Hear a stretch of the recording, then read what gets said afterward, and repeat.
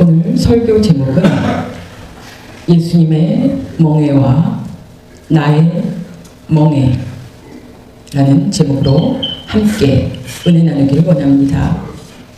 왜냐하면 오늘 예수님의 고난주일이기 때문에 예수님의 멍에와 나의 멍에는 어떤 관계가 있는지 살펴보겠습니다. 멍에를 여러분 직접 아마 보셨을 것입니다. 농촌에서 살면은 아마 보셨을 것입니다. 그런데 도시에서 살면 보기 어려운데 제가 인터넷에서 찾은 사진입니다. 멍에는 소에게 지웁니다.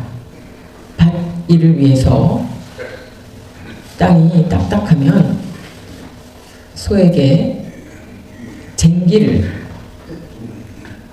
끌게 합니다. 그러면 소가 힘이 세서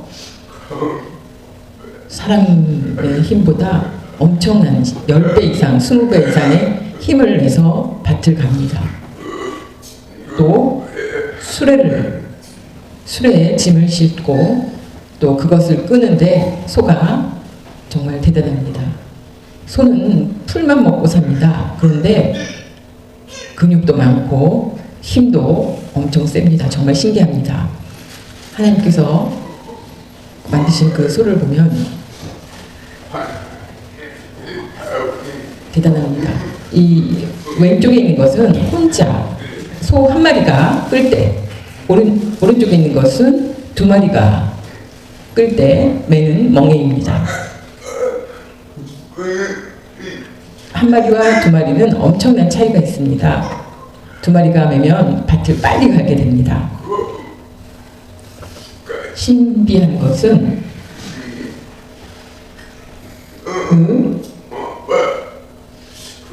그림을 보면 신기한 것이 많습니다. 이게 멍에를 이렇게 혼자 매는 소를 호리소라고 부릅니다. 밭을 갈거나 짐을 이동할 때 소가 이렇게 멍에를 맵니다. 또 코에는 콧뚜레를 뚫습니다. 그게 없으면 소가 고집을 부려서 마음대로 갈 수 있기 때문에 코에다 구멍을 뚫어서 말을 듣게 합니다. 코를 잡아 끌기 때문에 얼른 말을 듣습니다. 두 마리가 함께 멍에를 매는 때 부르는 이름이 결입소입니다.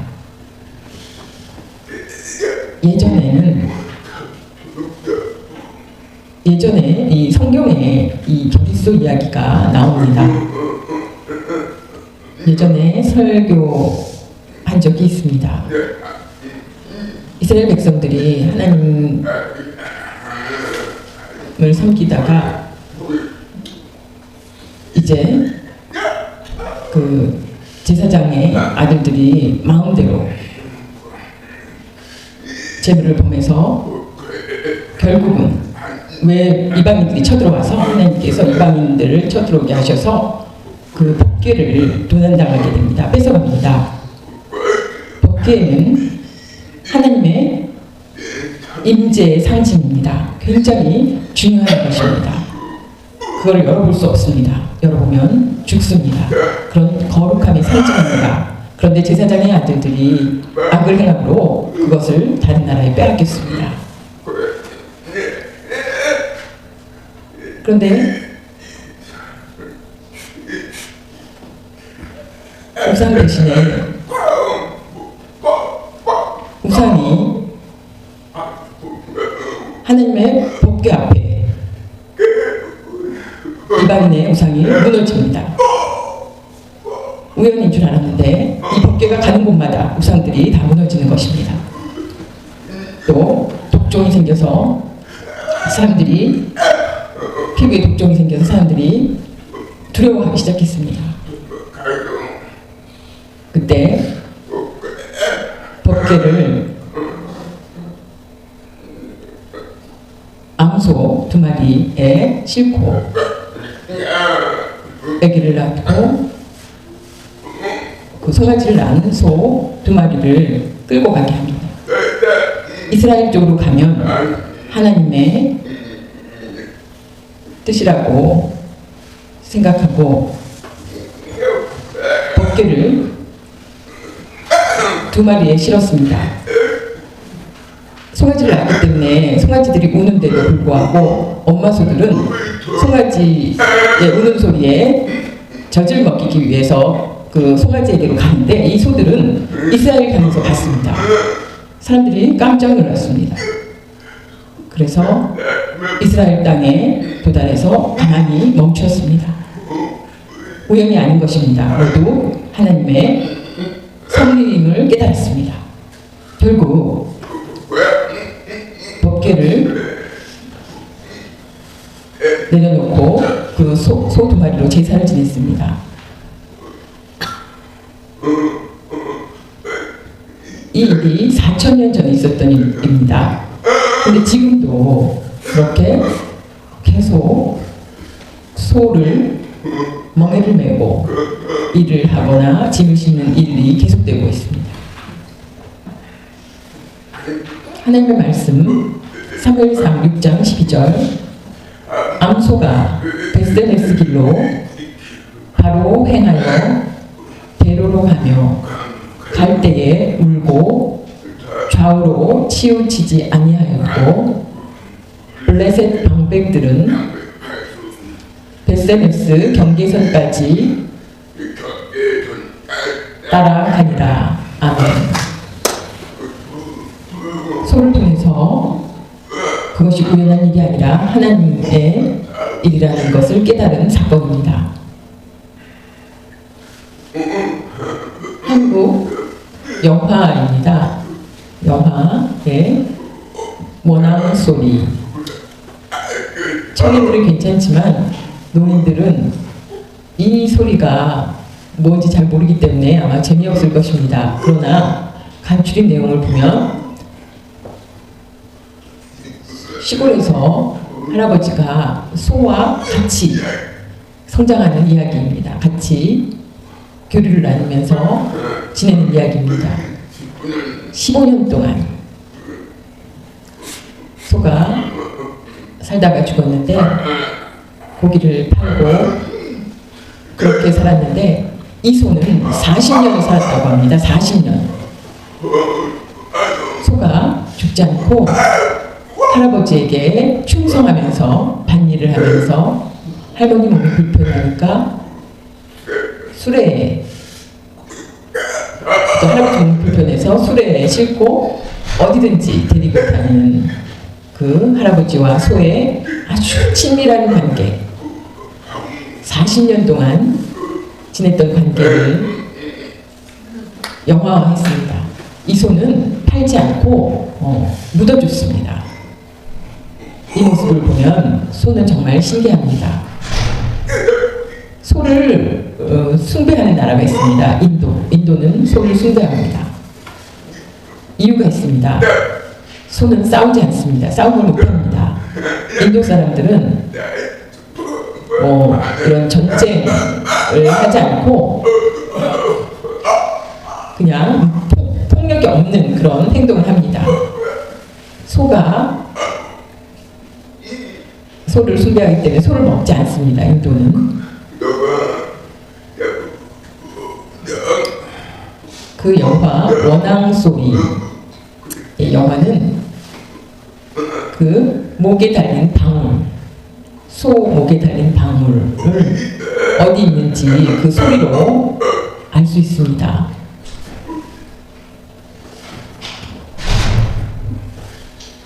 오늘 예수님의 멍에를 이야기하기 전에 세상에 사는 모든 사람들을 보면 힘듭니다. 정말 어렵습니다. 문제도 많습니다. 짐을 메고 사는 것과 같습니다. 세상의 모든 사람들이 짐을 메고 있습니다. 멍에를 메고 있습니다.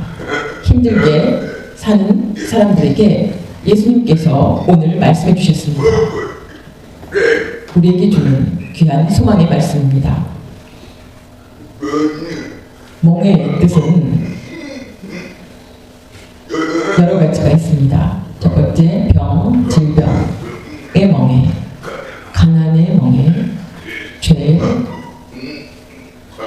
그래서 멍에를 메고 삽니다. 가게는 어떤 벌이 먹고 살기 위해서 사는 멍에, 또 리더의 멍에가 있습니다. 죽음을 앞둔 사람들의 그 무거운 멍에가 있습니다. 빚, 또 사업 실패, 스트레스, 공부, 수고, 봉사, 힘든 일, 이런 모든 것들이 짐입니다. 멍에와 같습니다. 멍에를 메고 사는 사람들에게 예수님께서는 외면치 않으셨습니다. 우리들에게 소망의 말씀을 주셨습니다. 첫 번째, 예수님께서 우리들에게 위대한 초청의 말씀을 하셨습니다. 하나님의 아들 예수님께서 세상에 오셔서 모든 사람들을 초청하셨습니다. 그것을 보면 이것은 보통 사건이 아닙니다. 예수님께서 우리 보통 사람들을 초청하신 것은 하나님의 아들이 우리를 초청한 놀라운 사건입니다. 보통 사람이 우리를 초청한 것이 아닙니다. 쉽게 말하면 지금 대통령이 우리를 초대한 것입니다. 아니, 안 갑니다. 이렇게 말할 사람이 없습니다. 대통령이 오라 그러면 나를 초청했다고 아마 자랑할 것입니다. 대통령보다 하나님께서 우리를 초대하셨다면 얼마나 대단한 일입니까? 하나님께서 우리를 초청했다는 말씀입니다. 읽어보겠습니다. 마태복음 11장 28절 말씀. 수고하고 무거운 짐 자들아 다 내게로 오라. 내가 너희를 쉬게 하리라. 아멘. 예수님의 말씀은 너무 좋은 말씀입니다. 이 말씀은 예수님을 믿는 사람들에게만이 아닙니다. 세상의 모든 사람들에게 이 말씀을 하셨습니다. 지지난주 계속 예수님을 믿는 사람들에 대한 이야기였다면 이 이야기는 예수님을 믿지 않는 사람들에게도 해당되는 얘기입니다. 세상에서 많이 이 말씀을 읽고 있습니다. 고통받고 무거운 짐진 사람들에게 예수님이 이 말씀을 하심으로 예수님을 만나고 위로받고 힘을 얻고 은혜를 입고 하나님의 자녀가 된 사람들이 많습니다.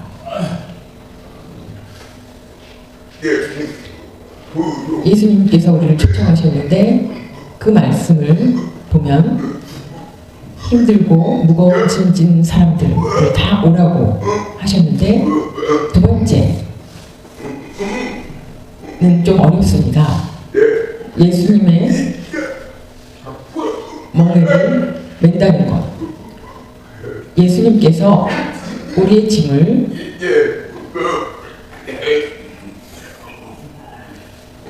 예수의 멍에를 지배하셨다는 것은 우리가 좀 이해할 필요가 있습니다.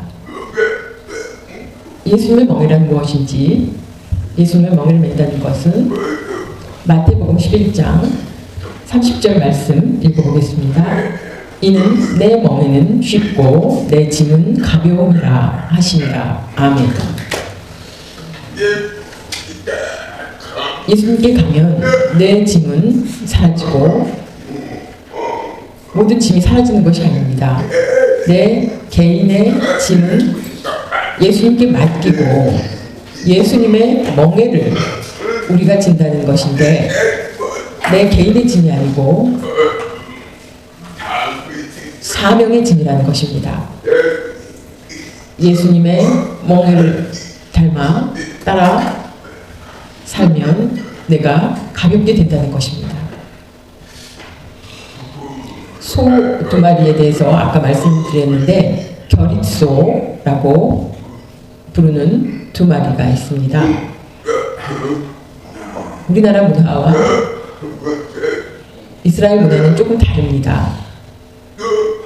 이스라엘에서는 소 2마리가 있으면 오른쪽 소를 안소라고 부릅니다.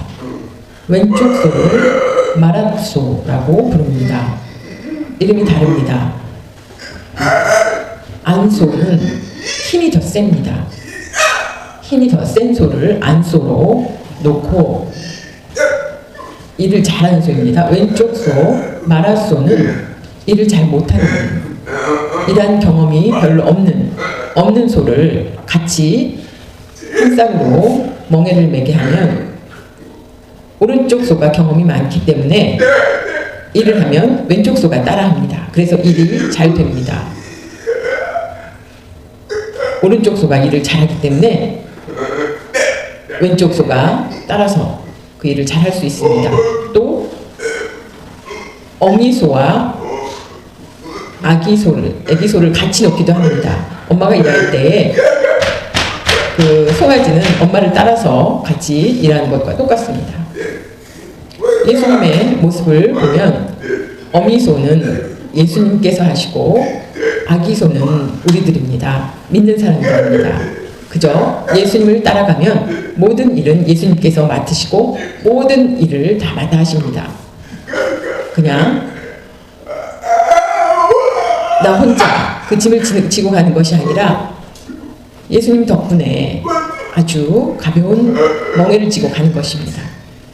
내 짐은 가벼우니 라고 하신 것은 예수님께서 다 짐을 맡으신다는 것입니다. 그래서 우리가 편안함을 얻을 수 있다는 것입니다. 이해를 쉽게 하기 위해서 이 사진은 세계에서 가장 높은 산은 네팔에 있습니다. 히말라야 산맥에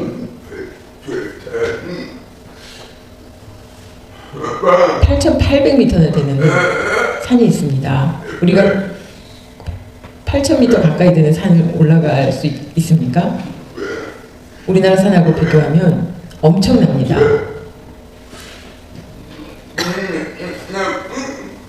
한국에서 많이 산을 오르내려도 혼자 갈 수 없습니다. 그 산은. 왜냐하면 길이 위험하고 짐이 무겁기 때문에 대신 셀파라고 부르는 사람들, 도와서 짐을 지고 가는 사람들과 같이 올라가야 됩니다. 그 사람들을 따라서 산을 오르게 됩니다. 아래서부터 꼭대기까지 한 달 걸립니다. 한 달. 굉장히 긴 거리입니다.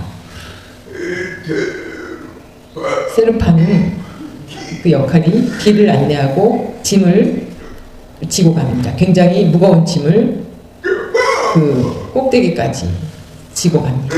그렇기 때문에 여러 가지 중간에서 숙박할 때의 그런 짐들을 텐트며 먹을 것을 혼자서 지고 갈 수 없습니다. 그래서 세르파와 함께 갑니다. 그래서 등정했을 때에 혼자 사진을 찍는데 사실은 세르파가 동행합니다. 세르파는 예수님 같은 역할을 하는 것입니다. 우리를 섬기기 위해서 고난의 십자가 무거운 짐을 지시고 우리를 가볍게, 우리의 멍에를 가볍게 해주신 모습입니다. 예수님 때문에 내가 생명을 구했고 내가 축복을 받았습니다. 얼마나 감사한 일입니까? 예수님의 멍에는 십자가입니다. 십자가. 예수님의 고난의 십자가. 예수님께서 십자가에 달리심으로 우리가 영원한 생명을 얻었습니다. 죄사함을 받았습니다.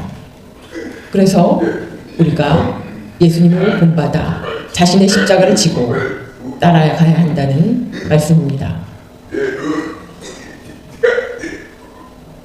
예수님께서 지고 가신 십자가를 우리도 따라서 살아가야, 지고 살아가야 참 그리스도인 줄 믿습니다.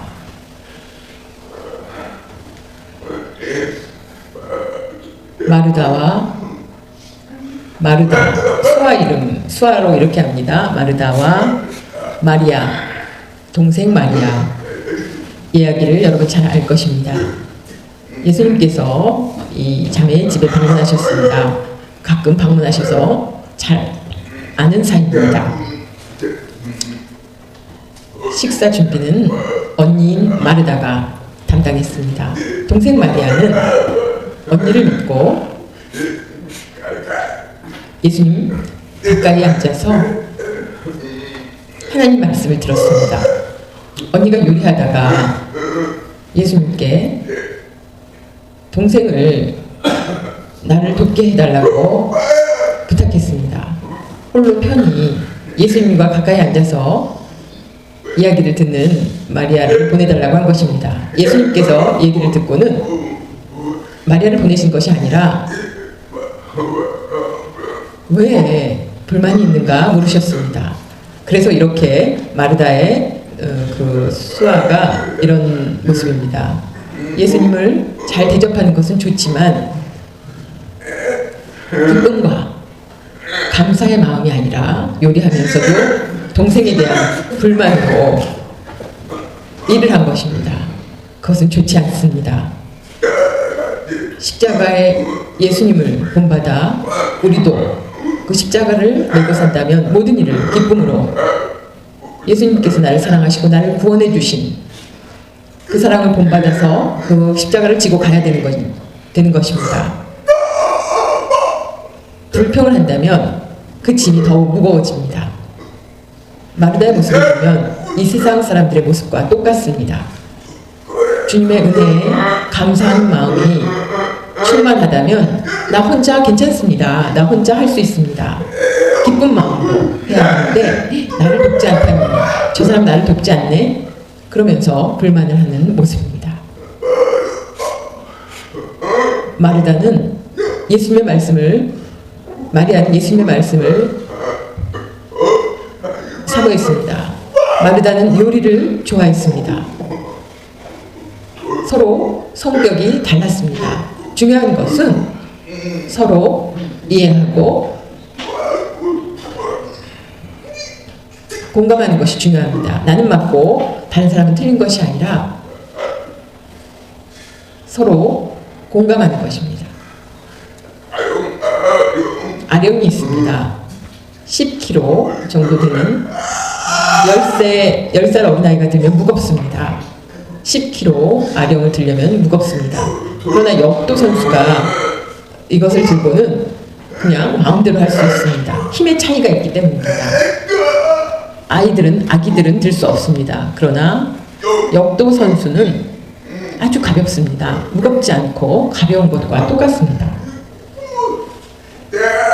주님의 사랑이면 내가 그것을 기뻐하면 내 짐은 가볍습니다. 무겁지 않습니다. 주님의 사랑이 아니면 주님을 따르지 않는다면 나는 힘들고 기쁨이 없고 오히려 고통이 시작됩니다.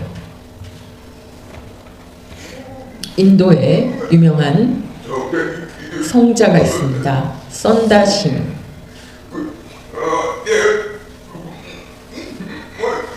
예수님의 복음이 전해지기 어려운 곳이 인도입니다. 친구와 같이 눈 오는 날 길을 걷다가 그 산을 넘어가는데 갑자기 사람이 쓰러져 있었습니다. 추운 곳에 숨이 붙어 있었지만 죽지 않고 숨이 붙어 있었지만 친구가 그냥 놔두고 가자. 우리 약속 시간이 있는데 바빠. 그냥 놔두고 가자 하는 것입니다. 그러나 썬다싱은 아니야. 그냥 놔두면 이 사람이 죽을 텐데. 친구는 그러면 나 혼자 가겠다고 합니다. 섭섭하지만 죽어가는 사람을 외면하기 어려웠습니다. 그래서 등에 업고 걷기 시작했습니다. 그러나 힘들기 때문에 또 몸에 땀이 났습니다. 등에 업힌 사람도 뜨거운 기운이 몸에 전해져서 몸이 또 살아나기 시작했습니다. 땀 흘려서 산을 넘는데 가다가 쓰러져 있는 사람을 보니 먼저 출발한 친구였습니다. 친구가 죽어 있었습니다. 예수님의 십자가를 나도 본받아 따라 살 때 힘들고 어렵지만 생명의 길로 간 것입니다. 진짜 있었던 이야기입니다.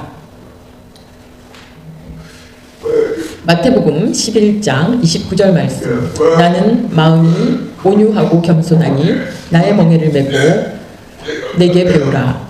그리하면 너희 마음이 쉼을 얻으리니. 아멘.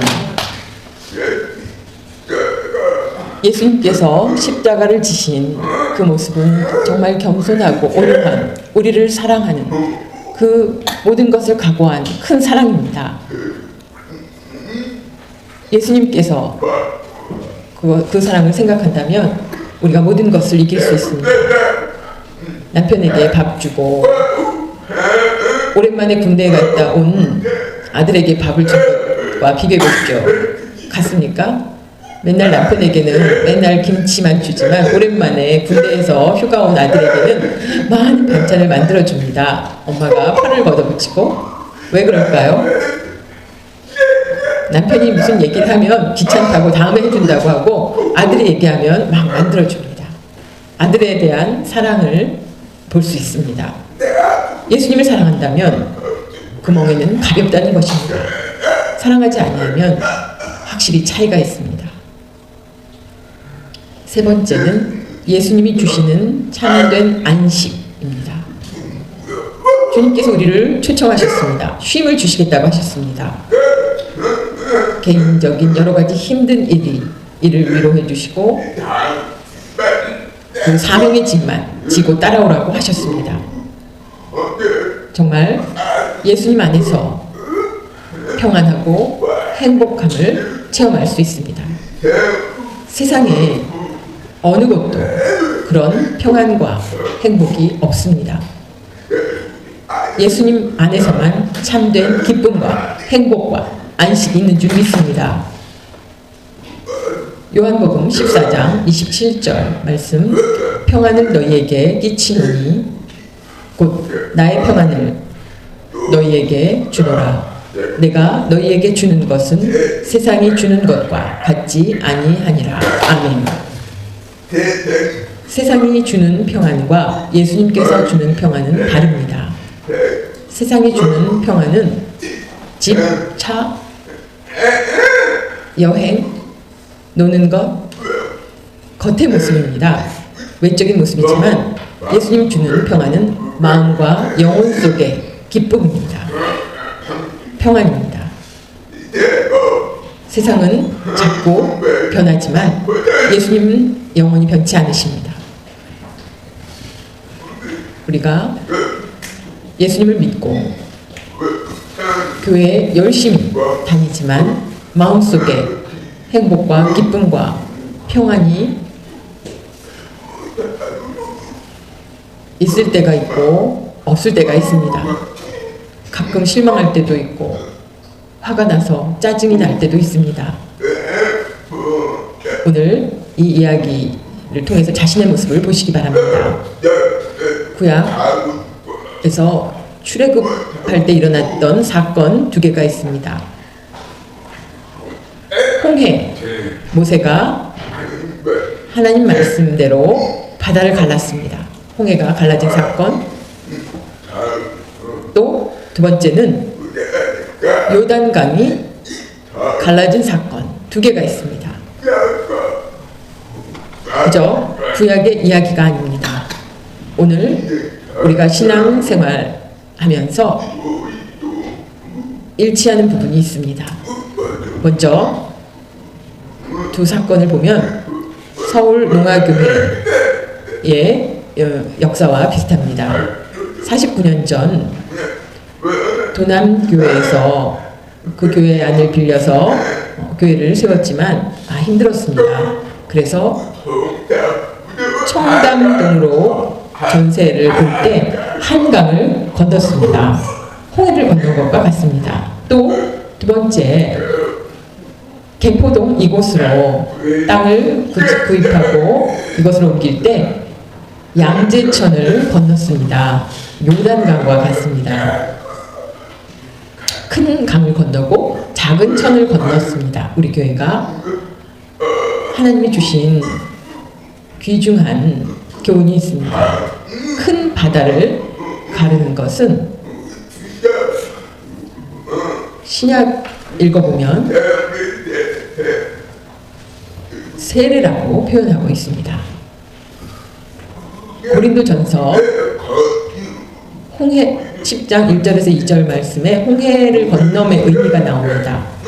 형제들아 나는 너희가 알지 못하기를 원하지 아니하노니 우리 조상들이 다 구름 아래에 있고 바다 가운데로 지나며 모세에게 속하여 다 구름과 바다에서 세례를 받고 아멘.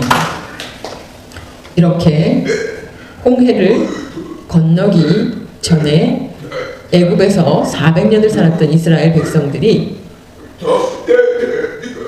처음에는 잘 살았지만 왕이 바뀜으로 이스라엘 백성들이 점차 박해를 받습니다. 그래서 400년 지난 후에 믿음이 좋았던 사람들이 그 후손들이 하나님을 부르짖고 찾기 시작합니다.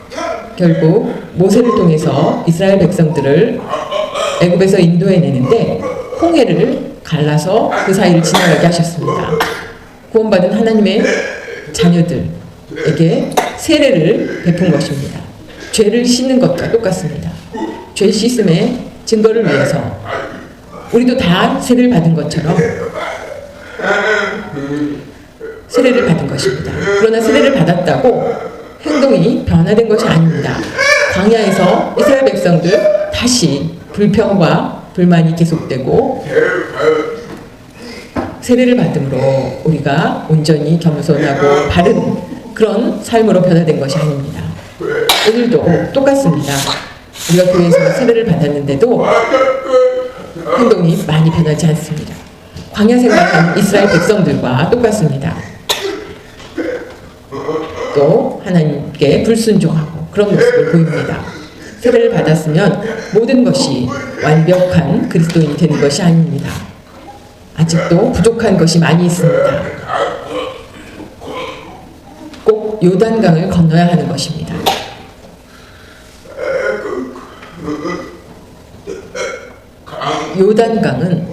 요단강을 건너는 것은 홍해를 건넌 것과 다릅니다. 사람들이 그냥 건넌 것이 아니라 첫 번째 제사장 그리고 법궤를 맨 사람들이 강에 먼저 발을 대니까 떡을 가르듯이 강물이 갈라졌습니다. 사람들이 다 그 모습을 보고 깜짝 놀랐습니다. 그래서 그 뒤로 법궤 뒤로 사람들이 따랐습니다. 요단강을 건너는 것은 우리가 과거에 세례를 받고 그것으로 다 된 것이 아니라 법궤는 하나님의 말씀입니다. 그것을 가장 소중히 여겨야 하는 것입니다. 그것을 외면한다면 하나님께서 가만두지 않으십니다. 하나님 말씀에 순종하는 것을 의미합니다. 또 여호수아가 모세가 죽은 후에 여호수아가 이스라엘 백성들을 인도했는데 가나안 땅에 들어가서 그 강한 성 여리고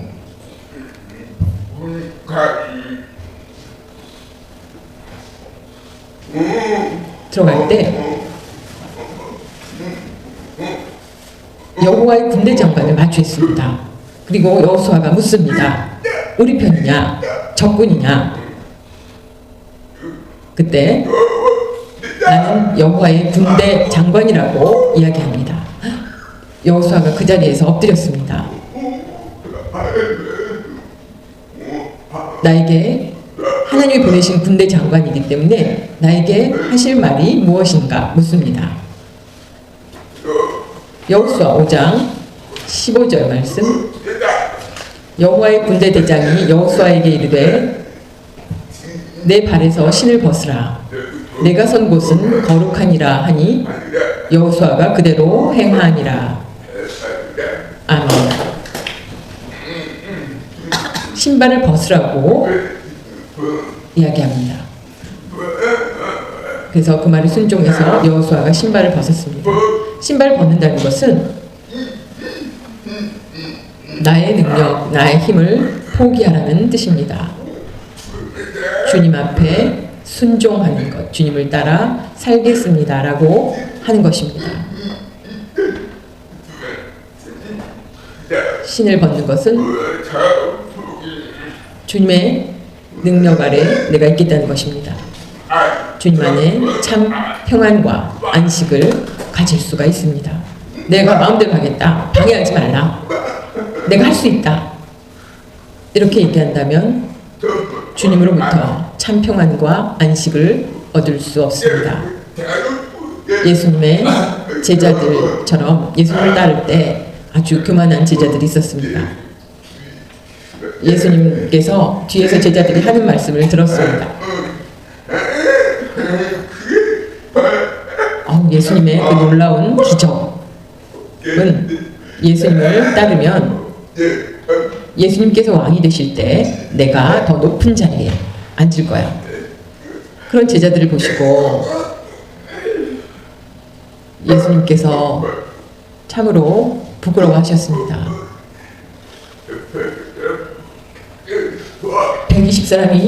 120명이 마가의 다락방에 모였을 때 그들이 변화됩니다. 아마 성령님께서 오시지 않으면 변화되지 않았을 것입니다. 내가 허물 많고 죄 많고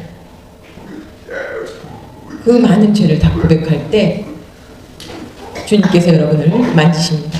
여러분이 온전히 깨어지고 변화될 수 있습니다. 그때 참 평안과 기쁨과 안식이 주님으로부터 옵니다. 주님을 사랑함으로 이 세상의 어떤 것도 관계없이 됩니다.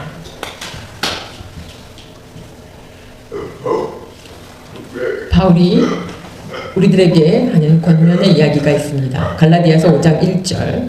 그리스도께서 우리를 자유롭게 하려고 자유를 주셨으니 그러므로 굳건하게 서서 다시는 종의 멍에를 매지 말라. 아멘.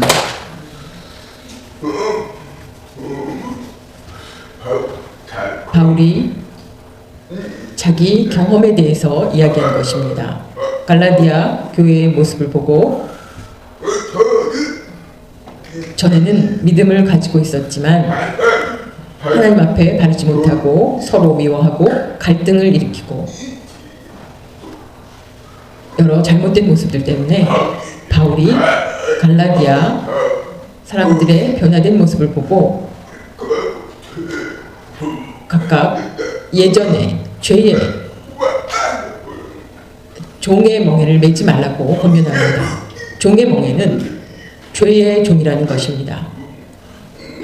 그것을 따르지 말고 그것을 따른다면 참 그리스도인이 될 수 없다. 주님으로부터 인정받을 수 없다는 것입니다. 주님의 멍에를 메고 따라 살 때 정결한 삶을 살아야 합니다. 이중적인 삶이 아니라 죄를 짓고도 회개할 생각이 없다면 회개하면 된다고 생각하거나 그러면 끝이라고 생각하고 또다시 나쁜 일을 하면 곤란합니다. 우리가 성화되어서 주님 앞에 섰을 때까지 성결한 삶을 살기를 노력해야 합니다. 그것이 참 그리스도인의 모습입니다. 그때 주님 앞에 섰을 때 칭찬받는 줄 믿으시기 바랍니다.